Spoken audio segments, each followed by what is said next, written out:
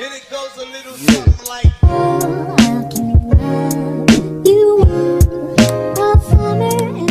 Hi guys, welcome back to my channel. It's your girl Anita-Christie and I'm back with another video. If you're new to my channel, please subscribe, and if you're a returning subscriber, thank you and welcome back to the family. Today I'll be giving you guys 7 personal hygiene tips I have for you. Without further ado, let's get right into the video. The first feminine hygiene tips we're going to talk about is to keep the undergarments dry.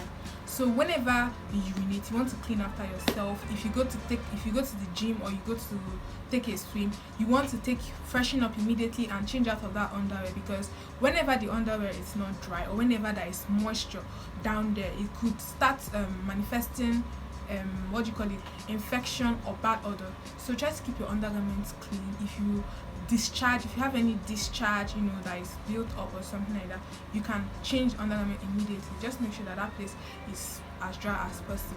The second one is to avoid scented feminine hygiene products. We know that whenever you use the toilet or whenever you eat yourself, you have to clean after yourself, and then sometimes the toilet paper we use could leave particles. This could cause infection or irritation in our coochies. So you want to use probably a high-end product in toilet papers, toilet papers that are recommended for use down there, or you could use wipes. But people tend to use there's a specific wipes for the coochies which is scented, or it could contain chemicals which can be harmful for the vagina. So you want to use something that is less scented. That's why we recommend baby wipes, because baby wipes is scent free. It is very good, like something you use on babies. Definitely it's going to be good for you too. So avoid anything that contains scent or anything that contains chemicals that could harm you down there, because it could manifest in infection, it could manifest in irritation, soreness, just name it, because that place is very, very sensitive, and any slightest thing you do there could result to something that you're not even expecting. The next is to avoid wearing tight clothes, because the way you breathe, that's the way your coochie needs to breathe.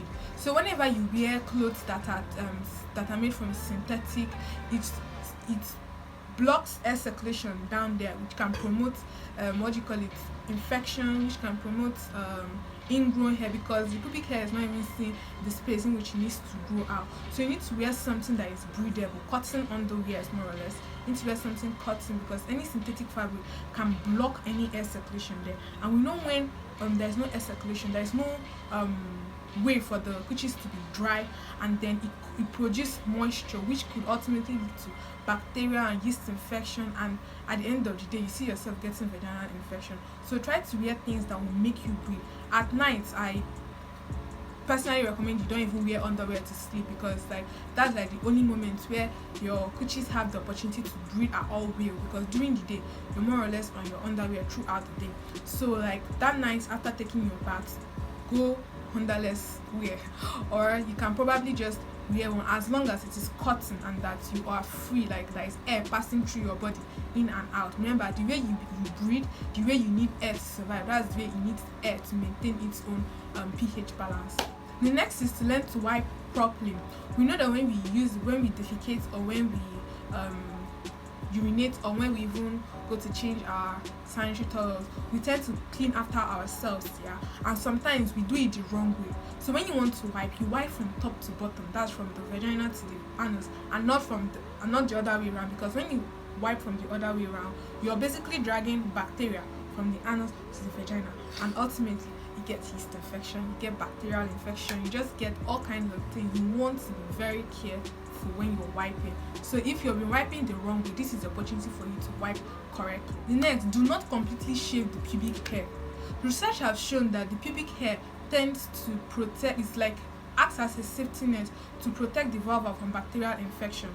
But we know that sometimes our pubic hair tends to outgrow itself, it keeps growing and growing and growing and coiling and just gets all over the place. So we tend to cut it off. But I recommend that you don't completely cut it off to the skin, because it removes the whole point of the safety, what it's there for, protecting you from any infection easily entering into your coochies. So you want to shave but remain hair there, and then we shave with a razor, we shave with shaving stick, or we use hair removal cream, which causes most of the genital injuries we have.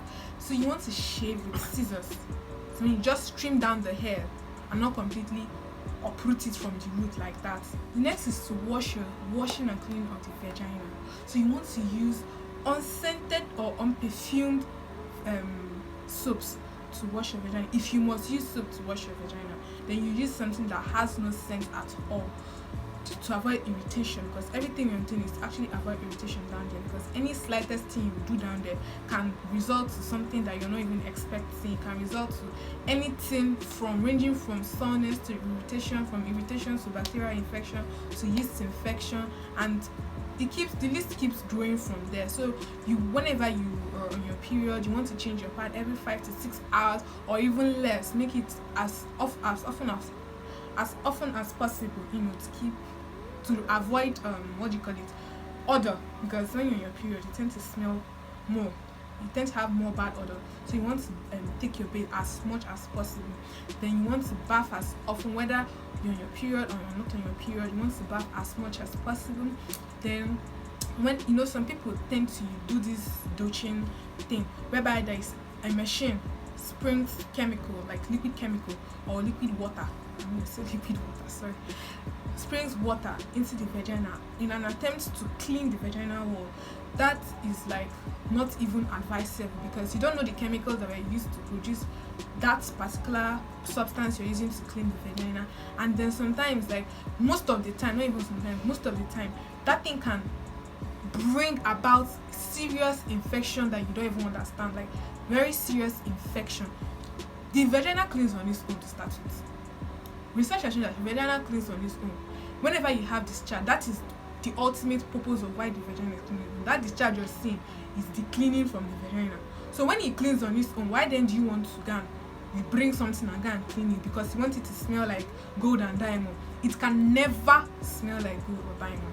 Never. Whatever you let you do, it can never smell like gold or diamond. Ultimately, what you just want to do is prevent it from having bad odor. And what do you do to prevent it from having bad odor? Keep your underwear dry as much as possible. When you're in your period, change as often as possible.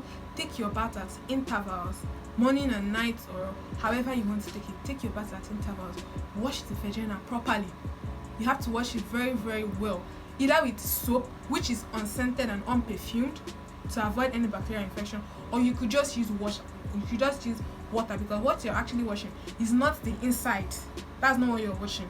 What you're washing is the vulva, the area around the vagina. Lastly, do not ignore any signs of vaginal infection, ranging from smell, bad odor, to sticky discharge, to colored discharge, to any sign, basically soreness, itchiness. You be very careful, be very attentive to your body. Immediately you sense any sign of anything wrong with you, consult your doctor or your physician and explain your problems. Please give this video a big thumbs up, drop comments down in the comment section, like this video and subscribe, and I'll see you in my next video. Bye.